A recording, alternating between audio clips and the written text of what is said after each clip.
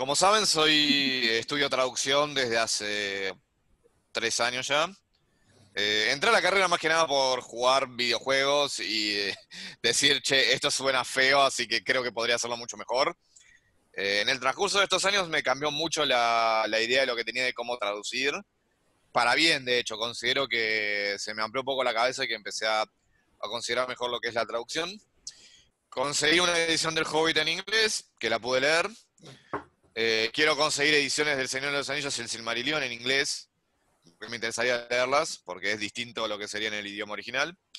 Y bueno, quise ver cómo era el tema de la traducción, porque hay algunas cosas que quizás me sonaron bastante bien, otras que me sonaron mal.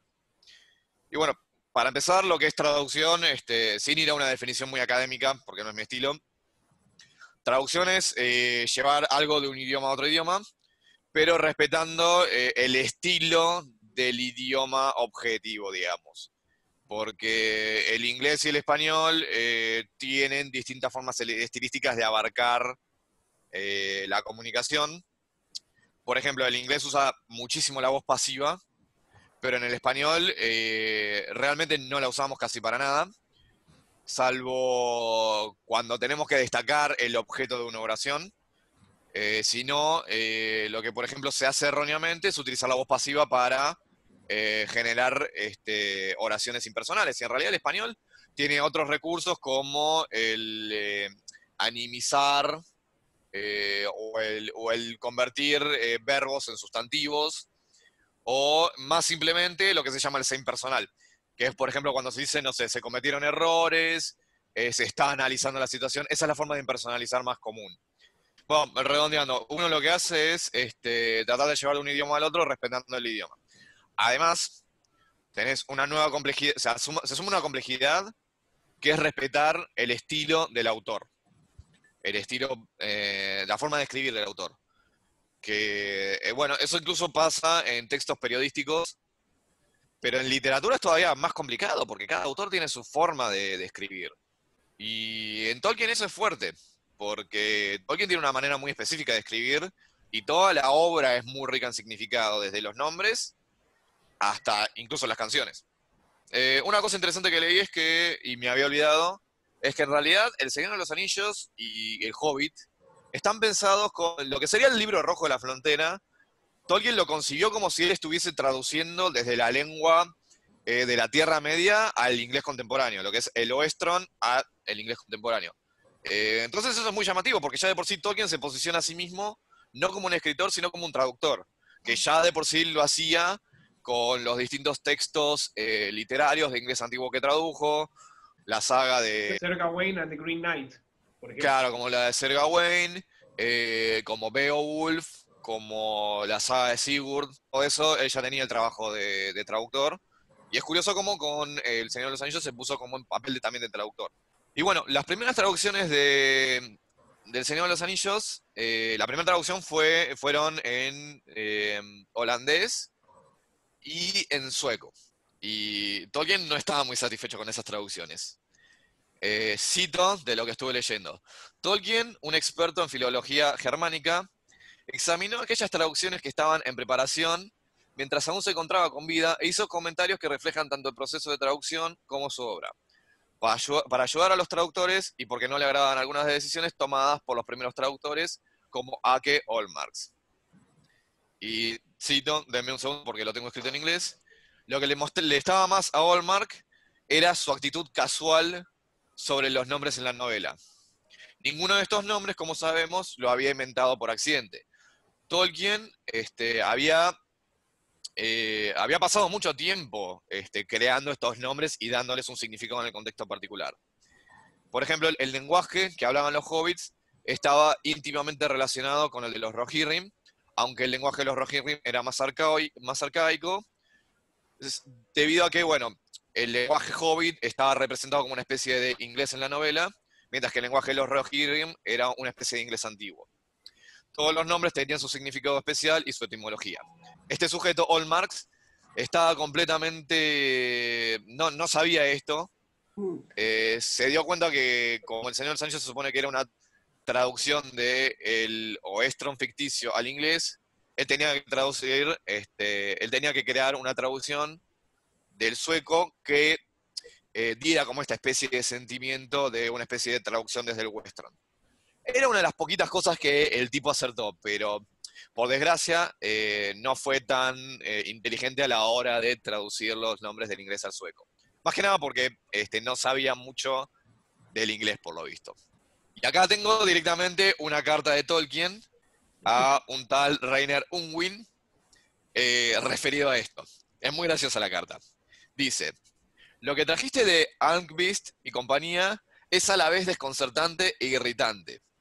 Una carta en sueco de Ake Olmarks y una lista enorme, 9 páginas tamaño folio, de los nombres del Señor de los Anillos que había alterado. Espero que el inadecuado conocimiento que tengo del sueco, no mejor que el que tengo del holandés, aunque posee un diccionario de holandés muy superior, tienda a exagerar la impresión que tuve. No obstante, esta sigue siendo que el doctor Olmarks es una persona fatua, menos competente que el encantador Max Schwartz, que si no me equivoco era un traductor alemán, la verdad que no lo investigué, aunque tiene muy buena impresión de sí mismo. En el transcurso de su carta me dicta cátedra sobre el carácter de la lengua sueca y su renuencia a tomar palabras prestadas extranjeras, cuestión que no viene a cuento. Lo que resulta más ridículo por el lenguaje empleado en su carta. Más de la tercera parte de él consiste en palabras tomadas del alemán, el francés y el latín. Thriller Genre, según parece, es un ejemplo del más puro sueco. Este procedimiento me parece desconcertante, pues la carta y la lista aparecen del todo sin sentido, a no ser que me esté invitando a dar mi opinión y crítica. Pero si este es su objeto, entonces, sin duda, el momento es a la vez inadecuado y descortés, pues me son presentadas junto con una pistola. Vamos a empezar la composición ahora.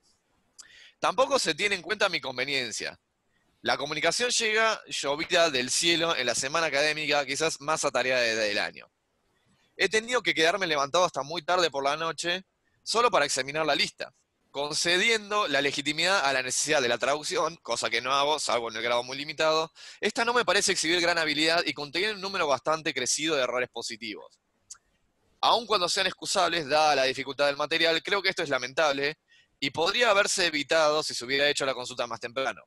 Me parece bastante evidente que el doctor O ha ido tropezando con detalles a lo largo del camino, sin preocuparse demasiado por la futura coordinación y que no ha leído los apéndices en absoluto, en los que podría haber encontrado muchas respuestas.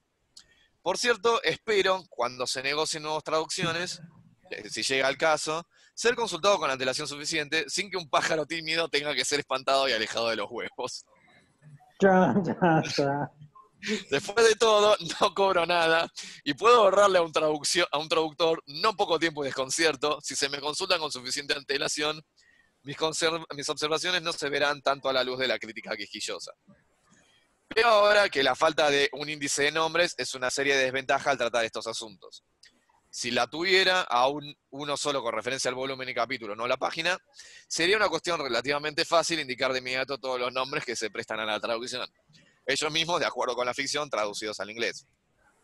Y añadir unas pocas notas sobre puntos en los que, lo sé ahora, es probable que los traductores tropiecen.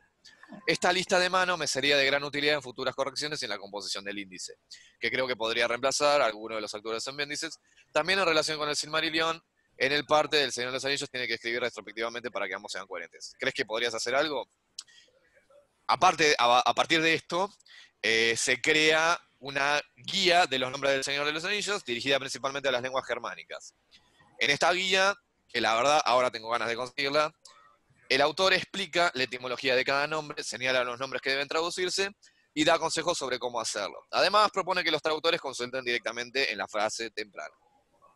Está copado esto, porque siendo todo alguien, un filólogo que sabía un montón de lenguas, siendo un tipo que estaba súper integrado en su propia lengua, el tipo quería que las traducciones salgan bien. Es buenísimo eso. Le da a uno la idea de que si hubiese sido traducción en aquella época, le decía: señor Tolkien, soy un traductor que quiere traducir del español al inglés, necesitaría consultar con usted estas dudas. Capaz iba a tardar 2 meses en consultártelo, pero al menos sabías que ibas a tener la respuesta, así que en el peor de los casos, si llegaba tarde, cuando tenías que revisar la obra, porque en la poca experiencia que tuve yo de traducir, tenés que revisar varias veces las cosas, ya tenías una lista de cosas que tenías que revisar para corregir y para que quede bien en el significado. Porque si el autor se está quejando que está mandándote una cagada cuando traducís, y fíjate. Y aparte de eso, Tolkien no era un tipo que no supiera de lenguas, no es un traductor de una sola, no es un hombre de una sola lengua. El tipo conocía una multitud de lenguas. Entonces, era muy probable que el tipo te pudiera aconsejar bien. Y en el peor de los casos, si hubiese que debatir una cuestión que quizás queda mejor de una determinada forma en la lengua objetivo, probablemente lo ibas a poder charlar con el tipo y llegar quizás a un acuerdo. Dicho así, vamos a meternos en lo que creo que nos interesa más, que es el tema de la traducción al español. La traducción al español de Minotauro fue en 1980 por Matilde Horn, Luis Domenech, que es un seudónimo de Francisco Porrúa y Rubén Macera. Me sorprendió a mí enterarme que Minotauro originalmente era una editorial argentina que luego se trasladó a Barcelona. Pero realmente fue una grata sorpresa saber que esta primera traducción copada al español se empezó a hacer en Argentina. Me llamó mucho la atención. Encontré un artículo muy bueno, del cual voy a empezar a leer ahora, en la Sociedad Tolkien, la versión en español, que habla mucho sobre lo que fue la traducción en español y los errores, los aciertos, las cosas buenas y las cosas malas. Yo hice un par de notas mías respecto de lo que podría haber sido quizás una traducción más acertada de algunas cosas. Pero bueno, vamos a empezar a hablar un poco de lo que había quedado de estas cuestiones de la lengua de los Rohirrim y la lengua de los hobbits. Dice este artículo: especialmente conflictivo es el caso de los nombres pertenecientes a la lengua de los Rohirrim, expresado por Tolkien en inglés antiguo. La dificultad radica en su similitud al inglés moderno, en algunos casos, y en el hecho de que algunos han sido modernizados. Este es el caso de Shadowfax y Greyhound. Tolkien aconseja traducir solo los nombres modernizados. En cualquier caso, el sabor inglés de la lengua rohirrim se perderá para los lectores de las traducciones, a menos que se gocen cierta familiaridad de la lengua histórica inglesa. Shadowfax es el inglés de sombra gris. Shadowfax, estuve averiguando, es una forma antigua de decir Shadowmane. Curiosamente, en El Señor de los Anillos, el caballo de Theoden lo tradujeron como crin blanca. En inglés es Snowmane. Que de hecho, crin blanca me parece una traducción bastante acertada, porque lo podrían haber traducido como crin nevada, por ejemplo, pero no suena bien. Crin blanca, que hace acepción a la nieve, me parece una buena traducción. Me parece una buena forma de resolverlo. Pero es curioso como Shadowfax, que podría ser más modernizado como Shadowmane, lo tradujeron como sombra gris, cuando lo podrían haber traducido como crin gris también. Es quizás menos majestuoso. Acá se podría plantear, por ejemplo, una disyuntiva de que quizás es menos majestuoso o menos particular que sombra gris, siendo como era que sombra gris era el Meara más rápido, el más difícil de domar, el Meara más grosso de esa época, digamos, en la marca. Me gustaría indagar un poco más porque lo tradujeron así, tendría que investigar un poco más, pero una posibilidad hubiese sido equipararlo a crin blanca y que sea crin gris, como un ejemplo. ¿A mí puedo decir algo? Sí, por supuesto. A mí el concepto de sombra gris es una idea que me gusta, porque sombra gris es como hablar de la velocidad misma del animal. Pensado desde ese lugar, que es como muy metafórico, pero un bicho tan rápido que la sombra no llega a ser negra. Claro. Esa es la idea que a mí, en ese caso, siempre me gustó ese concepto, porque el nombre hablaba de una característica muy específica del mismo animal. Sí, en ese sentido, a mí no me disgusta ese nombre. Yo lo pensaba quizás más en la concordancia de los términos. Claro. Pero está bueno, es verdad lo que decís, puedo estar muy de acuerdo en que está bueno porque el nombre describe una característica de caballo que era tan rápido que quizás que lo veías como si fuese una especie de sombra de color gris al andar. Claro, también. también. que era tan rápido que lo veías como algo difuminado, como una especie de auto que va tan rápido que solo ves una estela. Claro. Es un buen ángulo, de hecho. Voy a decir, permiso, ¿sí? Una cosa desde la musicalidad de las palabras, ¿sí? Yo doy fonética italiana nada más, pero en la traducción española, si vos traducís crin gris, crin es muy corto para nosotros, es esta cosa de una sola sílaba, y digamos, si nosotros pensamos en el sonido, crin, ¿no? Esta cosa como cortante, quizás no es la misma sensación de musicalidad de la palabra que sombra, ¿sí? Esta cosa, ¿me explico? No solo alargada, sino incluso mismo le da como una, en nuestra imaginario sonoro, no hablo solo de la sombra ahora, sino en el imaginario sonoro podría llegar a dar una sensación de mayor importancia. Una de las cosas con las que tiene que ver, y lo último que digo, es la sonoridad impresionante del inglés de Tolkien, tanto en la prosa como en las canciones, no se puede creer, o sea, el poema es una delicia, y además cada poema de cada pueblo tiene una sonoridad específica absolutamente deliciosa. Te das cuenta que la sonoridad es extremadamente importante en la obra de Tolkien cuando te pones a leer y a decir en voz alta, más importante, los idiomas élficos, y cuando empezás a leer la inscripción del anillo. Tolkien concibió los idiomas también sobre la sonoridad, sobre los sonidos que le gustaba escuchar, sobre los sonidos que le parecían lindos. La inscripción del anillo les decís en voz alta y parece que estás cantando black metal, es feo.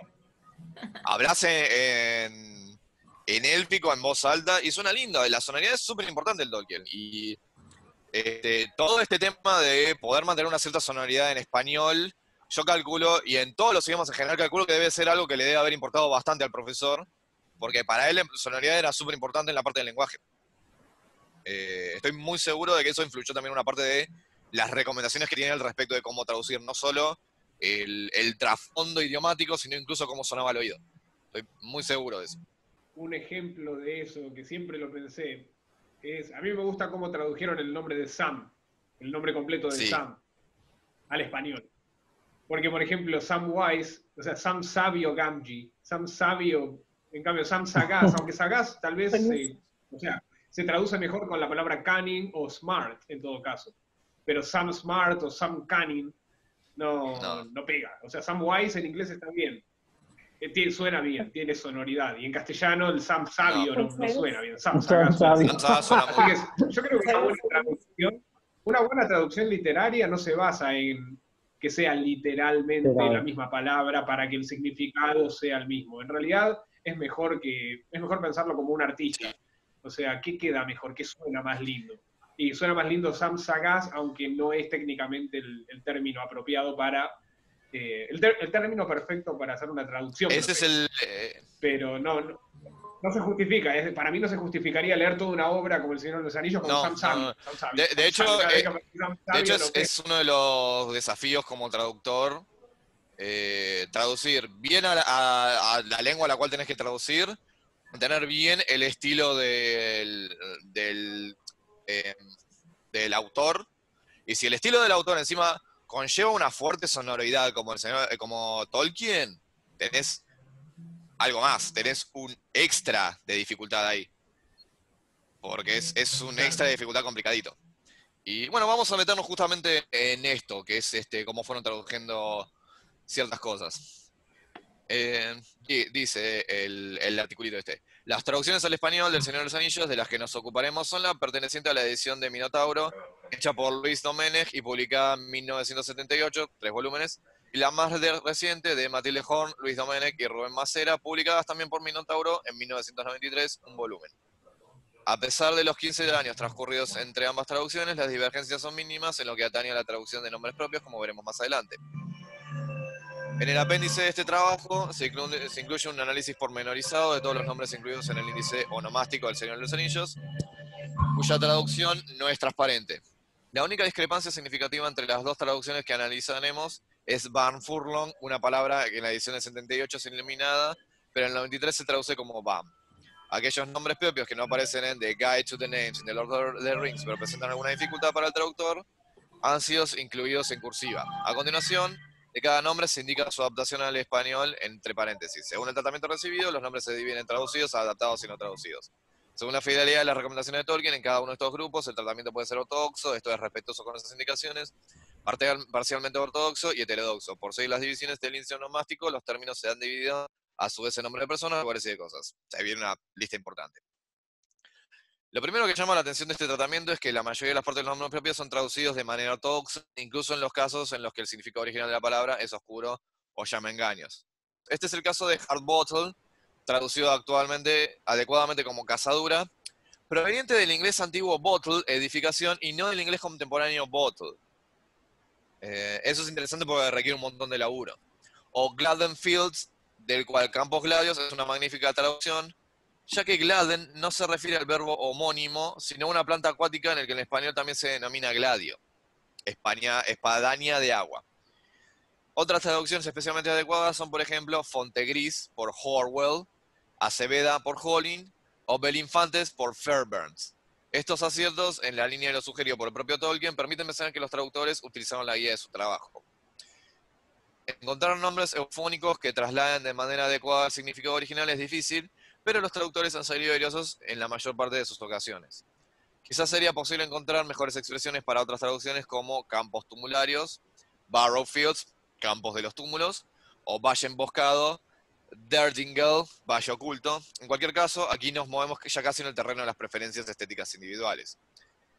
Que esto puede ser referido justamente a una cuestión sonora, o una cuestión de cuando uno lo lee, que le suena mejor, que si tiene que ver con lo sonoro. Uno lo dice en voz alta y le suena mejor, le suena peor. Sin embargo, en unos pocos casos, las traducciones de los nombres propios son solo parcialmente ortodoxas por varias razones. La más frecuente es que solo se traduce una de las partes del nombre compuesto, como Beachbone, Ayala en vez de hueso de haya. Barrow White, tumulario en vez de espectro del túmulo, que eso es muy curioso porque tenés la primera parte traducida que es Barrow, pero White, que sería lo de espectro, no lo traducen. Skin bark, corteza en vez de piel de corteza. Puddifoot, barroso en vez de pies con barro. Small burrow, madriguera en vez de madriguera pequeña. Thistlewood, cardoso en vez de pelusa de cardo. Flour dumpling, pastelón en vez de masa para la sopa. Hardfoot, piloso en vez de pie peludo. Heather toes, matoso en vez de dedos de brezo. Holman, cavada en vez de cavador. Rushlight, juncales en vez de junco ligero. Broken boards, los tejones en vez de tejonera. Fogmorton, ranales en vez de lengua de las ranas. Lockholes, celdas en vez de agujeros de encerrar. Stoneway Valley, pedregal de las carretas en vez de valle del pedregal de las carretas. Esta elección puede ser motivada porque en español la composición de palabras es un recurso más motivado que en inglés, y por la exagerada extensión de la mayoría de las posibles traducciones ortodoxas alternativas, como se puede ver en los significados literales apuntados. La mayor parte de los casos se traduce el componente más importante del compuesto, pero a veces se pierde formación interesante, como los tumularios son seres espectrales que habitan los túmulos, o que los nombres de los hobbits son importantes referencias hacia sus pies. Esto es bastante interesante lo que menciona de la verborragia que se vuelve en español. En algunos casos estoy muy de acuerdo en que se pierde un cierto grado de información.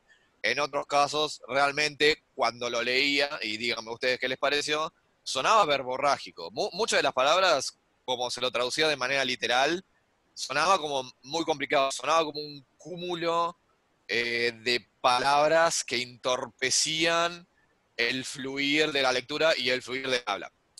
Eso viene muy a colación de lo que menciona acá Claudio, de la sonoridad. En muchos casos es bastante acertado elegir traducir solo la parte más importante, porque realmente haces un choclo así de palabras que capaz representan fielmente lo que quiere decir, pero estilísticamente en español se vuelve pesado.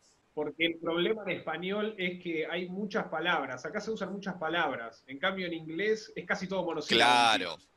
Y, por ejemplo, en una frase de 3 palabras, la tenés que traducir al español y requerís 7. Sí, totalmente. ¿Qué? No se me ocurre ahora nada que pueda traducir en el momento ni nada, pero suele ser así. Cuando yo estoy escribiendo un posteo simple en Facebook de, no sé, subí un nuevo video, y es la canción de esto o lo que sea, me doy cuenta que en español siempre el texto es más largo ocupa más espacio de lo que ocupa el inglés. Ya sea por los monosílabos, en inglés te ahorran espacio, pero también porque es más fácil agarrar y decir, no sé, I love you. Entonces, bueno, justamente, no se me ocurre, el te amo es lo mismo, son 3 sílabas, suenan como 3 sílabas. Por ejemplo, pero pasa eso. Por ejemplo, una cosa que pasa con el inglés, perdón, es que las preposiciones tienen muchísima fuerza semántica. En el español, las preposiciones no tienen esa fuerza semántica. Entonces, siempre que tenemos una preposición en inglés, tenemos que explicitar la especie de significado a la cual se refiere, porque en español no se entiende. Entonces, esa es una de las cosas que, por ejemplo, hace que una frase cortita en inglés, a mí tampoco se me ocurren ejemplos ahora, porque la verdad que soy muy malo pensando en ejemplos, es una frase corta que tiene una preposición y un complemento propio de la preposición, y en español se te vuelve un choclo, porque tenés que explicar lo que dice la preposición. Es como el ejemplo de Stone Wayne Valley, que Pedregal de las Carretas en vez de Valle del Pedregal de las Carretas. Agregar solo Valle de él ya te sumó un choclo. El significado no está tan solo en la trama o en si escriben más duro o menos duro para darle más oscuridad o menos oscuridad a la obra, que eso también se nota bastante cuando vas avanzando a medida que vas avanzando en el libro. Pero está también en las canciones, en los nombres, en las situaciones que describe. Yo por eso releo, el Señor de los Anillos lo releí varias veces y lo sigo releyendo y le sigo encontrando cosas porque tenés significados por todos lados, es increíble. Es increíble porque le encontrás significado en cómo están elaboradas ciertas cosas, cómo están elaboradas las canciones, en cómo están elaboradas las canciones de determinadas personas, porque no es lo mismo la canción que canta Bilbo que la canción que cantan los elfos. Es buenísimo incluso porque llegué a un punto que me empecé a dar cuenta que muchas de las canciones al principio del Señor de los Anillos te contaban más o menos parte de la trama más adelante. Es re loco eso. O bueno, te cuentan cosas que después lees en el Silmarillion. Eso es genial también. Porque lees canciones que cantan sobre la balada de Beren y Lúthien, y pasás a Silmarillion y es la balada de Beren y Lúthien, es fantástico. Cantos como Frodo invocando a Everett y a Lúthien cuando utiliza la luz de Arrendil, y después te das cuenta de dónde viene todo eso. Y es genial, es buenísimo. Es mucho significado en las palabras.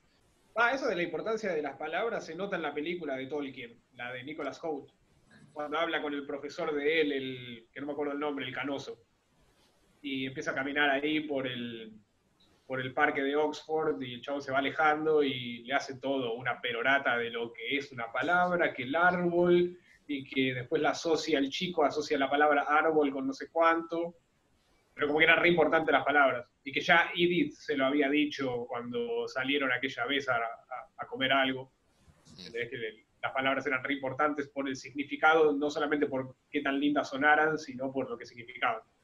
Sí, la connotación que tienen. La connotación para mí es súper importante. Claro. Una cosa que yo suelo decir bastante es, no solo es importante lo que decís, sino también cómo lo decís. Claro. A veces es incluso la diferencia entre una crítica constructiva y una crítica forra. Decía, el segundo grupo de traducciones parcialmente ortodoxas es el que parece malinterpretar parte del significado de un nombre original compuesto. En este grupo se encuentran Cebadilla Manticona por Barleyman Butterbur, donde Butterbur hace referencia a algún tipo de flor y no a la manteca. Quebrada en los túmulos por Barrow Downs, donde Colinas o Montes sería una mejor traducción, que acá me quiero hacer un paréntesis de lo que explica el archivo para mencionar que busqué un poco quebrada, lo que significa quebrada es un desfiladero o un espacio estrecho entre montañas. Down es una colina baja cubierta de césped, que es algo muy propio de Inglaterra. Si lo ponemos a pensar, las quebradas de los túmulos estaban cerca de la comarca. La comarca está pensada como una especie de campiña inglés, entonces estas downs, que son propios de Inglaterra, tienen bastante sentido que sea algo cercano a la comarca. Y de hecho, geográficamente a mí, por ejemplo, cuando leía Quebrada de los Túmulos, no me imaginaba que eran unos túmulos sobre una colina baja, sino que me imaginaba algo como si fuera una especie de túmulo en medio de un valle. Y es curioso cómo una palabra, el cambio de una palabra, que la verdad que suena más copado Quebrada de los Túmulos, suena como más espeluznante. Claro. Pero al mismo tiempo te cambia la idea geográfica de dónde está ubicado eso. No es lo mismo... Unas montañas más grandes para que pueda haber un valle, tal vez. Claro, o te imaginás una especie de tumba, un túmulo sería como una tumba levantada. Te imaginás una especie de tumba en el medio de un valle y todo re tétrico. Que no sé, las colinas de los túmulos, que capaz te lo imaginás como medio desolado, pero no es tan tétrico como algo que está en medio de un valle. Bueno, entre otras. Valle del Bosque por Coombe, no hay referencia a un bosque, acá no revisé exactamente qué sería Coombe, se los debo. Bajo por Deeping, mejor barranco que escarpadura. Patio del Árbol por Tricard, patio o huerto de los árboles en plural. O Pony Pisador por Prancing Pony, se pierde la referencia a las cabriolas de Pony. Son palabras que son como medio complicadas de ver cómo lo traducís, conservar la sonoridad. Es difícil, es difícil. Yo no me voy a poner en papel de esto lo hubiese traducido mejor porque la verdad que es muy difícil. Un último grupo de traducciones parcialmente ortodoxas abarcan nombres propios cuya traducción implica la pérdida de ciertas connotaciones. Fronteros no incluye la connotación avasallador de bounder, o bounder, tipo de bound, de frontera, o añade connotaciones engañosas que no existen en el original, granjo por pimple. Asimismo, gaffer y tío comparten la connotación de persona mayor e incluso entrañable, pero aunque Sam llama de gaffer a su padre, es difícil que un hablante de español se refiera al suyo como el tío. Hago una pequeña pausa. Yo estuve buscando cómo se traduce gaffer. Gaffer se traduce como jefe. Y a mí por lo menos me pasó que como Sam se refería a su padre como el tío, yo terminé entendiendo que Sam vivía con su tío, que le pasó lo mismo a Frodo que a Frodo, que se le murieron los padres, y lo adoptó también el tío. Y recién hace poco me enteré que en realidad es padre y le dice tío. Y Gaffer, que se traduce, una forma de traducirlo es jefe, me quedé pensando y escuché en un par de series que un personaje llamaba jefe a su papá. Y mismo así, acá en Argentina jodemos un poco que nuestra vieja es nuestra jefa. Entonces, quizás era una cuestión de la época, porque recordemos que esto se tradujo originalmente en los 80, pero no me hubiese parecido mal que Sam dijera, sí, yo vivo con mi jefe, o el entrañable jefe, o algo así. Creo que... Perdón, tendría que haber dicho mi viejo. Esa es la traducción. Mi viejo. Sí, chau, pero tampoco Pero no servía sé para... si viejo- viejo es muy extendido. me parece No que sé viejo si- es muy argentino. Por supuesto, Sí, me por parece que supuesto, sí. a eso voy, pero para nosotros, argentinos, Claro. el tipo tendría que haber dicho, o sea, una traducción de Gaffer a la Argentina era mi viejo, chau. Sí, Y bueno, pasa que era una editorial que iba a ir a todo, entonces no lo podían hacer argentino. desde ya. Menos mal que no le hicieron argento, porque si no sería como Los Increíbles, esa vez que hicieron Claro. Es horrible, sí, yo la odio también. Pero Matt, vos tenés razón, que si le hubieran puesto a mi jefe, ahí hubiera sido casi menos confuso. Las traducciones de otras series de nombres, personas, lugares o cosas no concuerdan con las recomendaciones de Tolkien, como Banks, que se refiere a la orilla de un río, Leaflock, pelo de hoja, Sheriff, comarcales, Cotton, casero, Van Furlong, campo de judías, o Evermind, no me olvides, que está expresamente desaconsejada. Vos fijate. Otras son traducidas cuando Tolkien recomienda mantenerlas sin cambios o adaptarlas, como Stur, fuerte, Windfalla, hoja de viento, Van Furlong, Bam, Dingholt, bosque sombrío, Dunharrow, sagrario, Ridermark, marca de los jinetes. Finalmente, Wosse desaparece de ambas ediciones y Van Furlong de la primera. Estos son casi todos nombres propios. La mayoría son o bien de la comarca o de la marca de los jinetes. Que es un poco lo que se mencionaba antes de que al traducirlo se pierde la cosa esa de inglés antiguo. Acá, bueno, está bien, está el tema de que Tolkien quizás recomienda no traducirlos. En algunos casos no me parece malo. Dejar Windfalla, Van Furlong, Dimholt, Dunharrow, sin traducirlos, es lo mismo como no buscarle. No me parece muy distinto a no buscarle una traducción a Gondor o a Rohan. No me parece que quede mal, necesariamente. Porque, qué sé yo soy partidario de que los nombres propios no son necesariamente algo que haya que traducirlo. Entonces, justo estas cosas que designan lugares o zonas o algo muy específico, no creo que no estaría mal no traducirlo. Bueno, Depende también un poco. Perdón, No, decir, porque yo lo que dije fue una acotación chiquita. perdón, Mati. Quería acotar nada más una cosita. No se olviden que los que hacen esta traducción son españoles. Y el español traduce culturalmente, por su propia necesidad, traducen todo, hasta las cosas que tienen un origen latino y que se entienden. Todo lo traducen, todo lo llevan o lo españolizan. Está en su propia naturaleza, Sí, eso es verdad. genético. Entonces, concebir algo que suena un poco a inglés o que suena un poco a alemán, ya necesitan traducirlo. Necesitan traducirlo porque culturalmente está en su lenguaje traducir todo. Así que eso me parece que era muy difícil que se les ocurriera dejar un nombre que no fuera un nombre más de fantasía, un nombre corto que suena a nombre, algo que suena a algo que se puede traducir o algo que suena a otro idioma, porque Gondor o Rohan no necesariamente suenan a un idioma específico. Si algo les suena a otro idioma, tienen la necesidad de traducirlo. Sí. Eso es bastante cultural de ellos. Sí, hasta te diría que responde a ciertos factores colonialistas. En el apéndice se incluyen asimismo una serie de nombres adaptados a la fonética y grafía españolas, según las recomendaciones de Tolkien, y otros nombres adaptados sin que Tolkien lo aconsejara.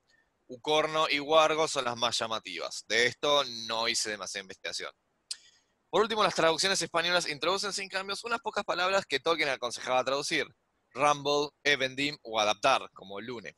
En resumen, se puede decir que las traducciones del Señor de los Anillos al español son en gran medida ortodoxas con las recomendaciones de Tolkien, aunque en algunas ocasiones se apartan inexplicablemente de ellas. En cualquier caso, las desviaciones de traducción son mínimas y no tan flagrantes, como la traducción de Cuentos Inconclusos, Tolkien 1990, que incluía discrepancias tan llamativas como, y acá es para mostrarlo a Claudio, Sam Listo en vez de Sam Sagaz, Samwise. Claro.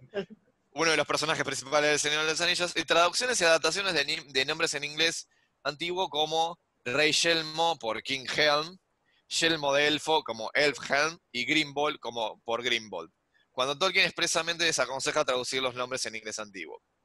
Estos errores son tanto más evidentes por cuanto que en las traducciones en los Anillos esos nombres han sido adecuadamente tratados. Justamente si alguna vez leyeron o tienen alguna edición de los Cuentos Inconclusos, es muy llamativo porque de repente empezás a leer todas estas cosas relacionadas con los hobbits o con estos cuentitos aparte de Rohan, y lees esas cosas que decís, Yelmo de Elfo, el Rey Yelmo, es re descolocante. O Sam Listo, que esas versiones de Cuentos Inconclusos nunca las actualizaron. Son muy raras de leer. Vamos con Gandalf, unas cositas que Gandalf dice y cómo lo tradujeron. El clásico Full of a Took lo tradujeron como Took estúpido. Ajá. Después, cuando se cae, o mejor dicho, cuando lo tira el Balrog, a la compañía le dice Fly you fools, y lo tradujeron como Corred insensatos. Me parece que al principio estaba como medio raro porque tradujeron full de distintas formas, pero después me quedé pensando y la verdad que me pareció bastante acertado, porque no es lo mismo, claro, no es lo mismo cómo se le dirige a Pippin en esa situación en la cual Gandalf está enojadísimo, que en un argentinismo podría ser Pippin sos un pelotudo, Claro. que creo que todos lo pensamos. Y traducirlo como estúpido está bien, porque tonto en español no tiene el mismo peso que tiene estúpido, pero decirle a tus propios compañeros por lo que estás preocupado que son unos estúpidos, no tiene sentido tampoco, porque estúpido en realidad es un insulto. Pero llamarlos insensatos... Sería muy bully, sería muy de bully, como que Gandalf es un bully que en sus últimas palabras dice, dale, pelotudo, rajen de acá. Es como que claro, no. al final... Vuelen boludos como Claro. de adolescente. Claro, al final el mentor de la compañía era un forro, porque los trata re mal a todos. Pero insensatos tiene bastante sentido, porque está diciendo a los tipos que No sé qué. están a punto de, que no se queden, que están a punto de cometer algo, buenísimo. alguna tontería, y la palabra insensato de hecho tiene un buen peso en el significado. Pero avanzando un poco más al retorno al rey, en inglés, cuando el rey brujo rompe la puerta y se queda parado mirándolo a Gandalf, el rey brujo agarra y le dice, Old fool, my time has come. Y en español lo tradujeron como viejo loco. Y no me suena. A mí, por ejemplo, no me suena. Porque... No, ahí podría haber sido viejo tonto directamente y estaba bien. Para mí la mejor hubiese sido mantener el estúpido que Gandalf le tiró a Pippin y decirle viejo estúpido. También podría haber sido viejo idiota, pero idiota creo que no estaba bien aceptado en el momento. Ya es demasiado vulgar. Entonces, capaz Claro. viejo estúpido hubiera quedado bien. Porque no creo que en mi interpretación el rey brujo creyera que lo que estaba haciendo Gandalf era una locura, sino más bien una estupidez, sino que ¿qué estás haciendo?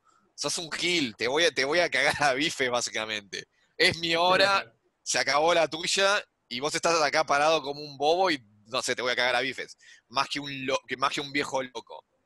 Entonces, viejo loco es una forma de traducir el full que nunca me cerró.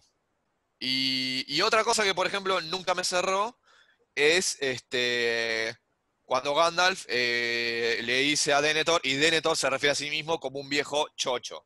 Chocho significa una persona que justamente está en una debilidad por la avanzada edad. Dos posibilidades que yo me imaginé eran senil, aunque senil se refiere más de la mente, pero en el contexto no estaría mal, porque Denethor lo que le dice a Gandalf es que vos me ves como si estuviera viejo, pero yo en realidad me mantengo fuerte. Pero otra que podría haber sido es decrépito, que decrépito se refiere más a una cuestión de fortaleza física. Sí. Ambas son buenas posibilidades, dependiendo del significado que le quieras dar. En inglés, la palabra que usa Gandalf, que la busqué, es dotard. Que dotard se refiere a una persona que está con pocas facultades mentales. En ese caso, para mí hubiese sido quizás mejor tirarlo al lado de senil, pero decrépito también funciona bien. Y Chocho le falta peso en la escena. Es una escena grave en la cual Gandalf le está diciendo a Denethor que no cree que sea un tipo que está flojo, y Denethor, que se lo toma mal, porque ya venía como medio mal con Gandalf, le dice, no, yo no soy ningún viejo que le falten fuerzas. Pero acá en argentino, ¿qué le hubiéramos dicho? Charlie, decilo. ¡Viejo choto! ¡Claramente! ¡Claramente! Estaba esperando que lo dijera. Y entendías perfecto. Quiere decir todo Claro. eso. Senil, Claro, decrépito, todo lo que era. ¡Viejo choto! Totalmente. Bueno, lo último que quería decir antes de que se me cayera el internet, las últimas cosas en realidad. Bueno, por un lado lo que decía respecto de la palabra chocho, es que más allá del significado que tenga acá en Argentina, de una persona chocha es una persona que está feliz, chocho para mí le pasa lo mismo que la palabra tonto, no tiene un peso, bueno, tiene un peso sonoro, yendo un poquito a lo que decía Claudio, que quizás se corresponda con una escena con la gravedad de Gandalf enfrentándose a Denethor por primera vez. Entonces a Chocho le falta ese peso que hace sentir como la gravedad de la situación. Entonces palabras como decrépito, senil, como había dicho Polgui, me parecen mucho más apropiadas porque tienen un peso sonoro, un significado sonoro mucho más fuerte. Lo otro que quería compartirles es un poquitito, perdón por ese acercamiento, una cosita que encontré del Jovito. La verdad que no terminé de leer todas las cosas malas que tenía el Jovito. Sé que son muchos, sé que básicamente es un caso de una traducción cómica, por lo mal traducida que está. Pero bueno, encontré cómo fue esa traducción, hablando específicamente de las razas de Tolkien, y algunas son increíbles. Troll, originalmente Troll lo tradujeron como enano. A enano lo tradujeron como gnomo. Goblin era un duende. Elfo por lo menos lo dejaron elfo. Un hobbit era un obito. Y el wargo, bueno, lo dejaron como warg. O sea, ni se calentaron en traducirlo. Creo que ni la fijaron, ni la pensaron. Pero bueno, lo que quería dejar como conclusión, como repetía a todo lo largo de la charla, la verdad que Tolkien, las obras de Tolkien son unas obras muy ricas en significado, palabra a palabra, construcción tras construcción, escena tras escena, las canciones, los nombres, todo tiene un significado muy específico. Tolkien era un tipo muy puntilloso con eso. Entonces, las traducciones son bastante difíciles. Algo que había pasado con esta primera traducción que hizo este sueco es que el tipo sobretradujo cosas, más palabras de lo realmente necesario, cosa que te cambia el significado y la estilística del autor. O sea, no terminás conservando la estilística del autor y es como que exagerás un poco lo que quiere decir el autor. Después, si quieren, les voy a buscar un poco más de esos ejemplos que había encontrado. Pero la verdad es que la gente de Minotauro que hizo la traducción a Tolkien, como estuvimos viendo y en lo que estábamos comentando, y un poquito como se habrán dado cuenta leyendo, y si han tenido la oportunidad de leer El Señor de los Anillos o El Hobbit en inglés, la verdad que la gente de Minotauro hizo una traducción bastante buena.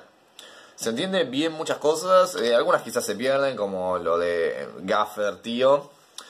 Pero se entiende muy bien la obra, se conserva para mí bastante la belleza de los significados, la belleza de las canciones. Por supuesto que no es lo mismo que en el inglés original porque son idiomas distintos, son de raíces distintas. Pero creo que esta traducción hecha por Minotauro, que no sé cuántas reediciones haya tenido posteriormente, es realmente una traducción muy buena. Que quizás estaría bueno revisarla para tratar de llegar a una traducción incluso mejor, pero fue una primera instancia muy muy buena, y más allá de alguna que otra cosa que quizás el profesor hubiera dicho, che, acá la bardearon, creo que al tipo le hubiese gustado realmente. Creo que son traducciones que realmente se disfrutan y que son realmente fieles a la obra. Y con eso me despido. Gracias por escucharme, por haber estado en esta charla, y gracias por haberme bancado pese a las múltiples caídas de internet.